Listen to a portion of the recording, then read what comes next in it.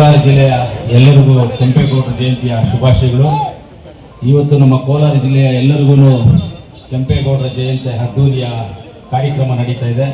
ಅದರಿಂದ ಕೆಂಪೇಗೌಡರ ಆಶೀರ್ವಾದವಿರಲಿ. ಅದೇ ರೀತಿ ನಮ್ಮ ಡಾಕ್ಟರ್ ಬಾಲಗಂಗಾಧರನಾಥ ಸ್ವಾಮಿಗಳ ಒಂದು ಆಶೀರ್ವಾದವಿರಲಿ. ಹಾಗೆ ವೇದಿಕೆ ಮೇಲೆ ಇರ್ತಕ್ಕಂಥ ನಮ್ಮ ನಿರ್ಮಲಾನಂದ ಸ್ವಾಮಿಯವರ ದೊಡ್ಡವರು, ಆಮೇಲೆ ಮಂಗಳಾನಂದ ಸ್ವಾಮಿಯವರಿದ್ದಾರೆ, ಅವರ ಆಶೀರ್ವಾದವು ಇರಲಿ ಅಂತ ನಾನು ದೇವರಲ್ಲಿ ಪ್ರಾರ್ಥನೆ ಮಾಡ್ತೀನಿ. ವೇಮಗಲ್ ಭಾಗದ ಈ ಭಾಗದ ಅಧ್ಯಕ್ಷರು, ಈ ಭಾಗದ ನಮ್ಮ ರಾಮಚಂದ್ರೇಗೌಡರಿಗೆ ಧನ್ಯವಾದಗಳನ್ನು ತಿಳಿಸ್ತೀನಿ. ಅದೇ ರೀತಿ ನಮ್ಮ MLC ಆದಂಥ ಅನಿಲನ್ನವರು ಬಂದಿದ್ದಾರೆ, ಅವ್ರಿಗೂ ನಾನು ಧನ್ಯವಾದಗಳನ್ನು ತಿಳಿಸ್ತೀನಿ. ಮುಖ್ಯವಾಗಿ ನಮ್ಮ CM ಅರ್ಶನಾಥನ್ ಅವರು ಬಂದಿದ್ದಾರೆ. ಅವರಂದರೆ CM ಅರ್ಶನಾಥನ ನಾವಿಬ್ಬರು ಎಲೆಕ್ಷನ್ ಬೇರೆ ಸರ್, ಆದರೆ ನಾವು ಸ್ವಂತ ಒಂದು ತಾಯಿ ಮಕ್ಕಳು ಥರ ನಾವಿಬ್ಬರು, ಅಷ್ಟೊಂದು ಪ್ರೀತಿ ನಮ್ಮಿಬ್ಬರು ಅವ್ರ ಮೇಲೆ ಮೊದಲಿಂದಾಗಿ.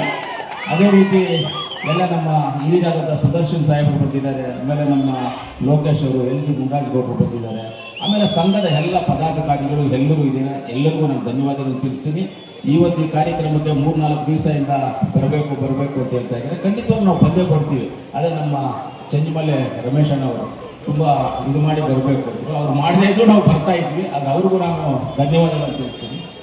ಇವತ್ತೇನಾದರೂ ನಾವು ಈ ಕರ್ನಾಟಕದಲ್ಲಿ ನಾವು ಬರ್ತಾ ಇದ್ದೀವಿ, ನಾವೆಲ್ಲರೂ ಒಂದು ಸುಖ ಶಾಂತಿ ನೆಮ್ಮದಿಯಿಂದ ಇದ್ದೀವಿ ಅಂದರೆ ಅದಕ್ಕೆ ಕೆಂಪೇಗೌಡರು ಕಾರಣಕರ್ತ ಆಗ್ತಾರೆ. ಕೆಂಪೇಗೌಡರಿಗೆ ಯಾವ ಥರ ನಾನು ಜಾಸ್ತಿ ಮಾತಾಡಕ್ಕೆ ಹೋಗೋದಿಲ್ಲ. ಕೆಂಪೇಗೌಡರು ಯಾಕಂದರೆ ಆ ಕಾಲದಲ್ಲೇ ಅವರಿಗೆ ಜನನ ಹೆಂಗೆ ಬದುಕಿಸ್ಬೇಕು, ಜನ ಹೆಂಗಿರಬೇಕು, ಯಾವ ರೀತಿ ಸಿದ್ಧಾಂತ ಪದ್ಧತಿಗಳನ್ನು ಪಾಲನೆ ಮಾಡಬೇಕು ಅಂತ ಯಾವುದೇ ಜನಾಂಗಕ್ಕೆ ಮೋಸ ಆಗದಂಗೆ ಎಲ್ಲ ಜನಾಂಗಕ್ಕೂ ಒಂದೊಂದು ಜನಾಂಗಕ್ಕೂ ಒಂದೊಂದು ಬೀದಿಯನ್ನು ಮಾಡಿಕೊಟ್ಟಿದ್ದಾರೆ. ಒಂದೊಂದು ಜನಾಂಗಕ್ಕೂ ಒಂದೊಂದು ಬೀದಿ, ಒಂದೊಂದು ಕೆಲಸ ಮಾಡುವಾಗ ಒಂದೊಂದು ಬೀದಿ ಮಾಡಿಕೊಟ್ಟಿದ್ದಾರೆ. ಯಾಕಂದರೆ ಅವ್ರಿಗೆ ಗೊತ್ತಿದೆ ಜನ ಹೆಂಗೆ ಬದುಕಬೇಕು ಅಂತ. ಆಗ ನಾನು ಕೆಂಪೇಗೌಡ ಅಂತ ಗೌಡರಿಗೆ ಸಹಾಯ ಮಾಡಬೇಕು ಅಂತ ಅವ್ರು ಮಾಡಿಲ್ಲ.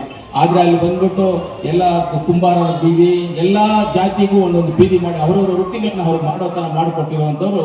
ಇವತ್ತು ನಾವೆಲ್ಲ ಬೆಂಗಳೂರಲ್ಲಿ ಬದುಕ್ತಾ ಇದ್ದೀವಿ ಅಂತ ಹೇಳಿದ್ರೆ ಅದು ಕೆಂಪೇಗೌಡರ ಕಾರಣ ಆಗುತ್ತೆ. ಕೆಂಪೇಗೌಡರ ಒಂದು ಆಶೀರ್ವಾದದಿಂದ ಇವತ್ತು ನಾವೆಲ್ಲರೂ ಬೆಂಗಳೂರಲ್ಲಿ ಬದುಕ್ತಾ ಇದ್ದೀವಿ. ಆದ್ದರಿಂದ ಇವತ್ತು ಕೆಂಪೇಗೌಡರ ಜಯಂತಿಯ ಅದ್ದೂರಿಯಾಗಿ ವೇಮಗಲಲ್ಲಿ ಮಾಡಿದ್ದೀರಾ.